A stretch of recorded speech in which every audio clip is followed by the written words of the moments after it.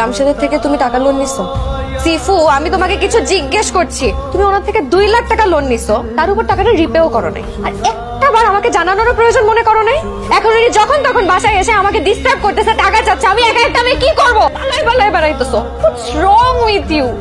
কথা বলতেছো না কেন? তুমি একটা জবও করো না, মাঝে মাঝে কি একটা সাইড বিজনেস করো, টাকা আসে আবার নাই, নাই মানে নাই, একদম নাই। তারপর তুমি ফোন বন্ধ করে 4-5 দিনের জন্য তোমার ফ্রেন্ডের সাথে ট্যুরে চলে যাও।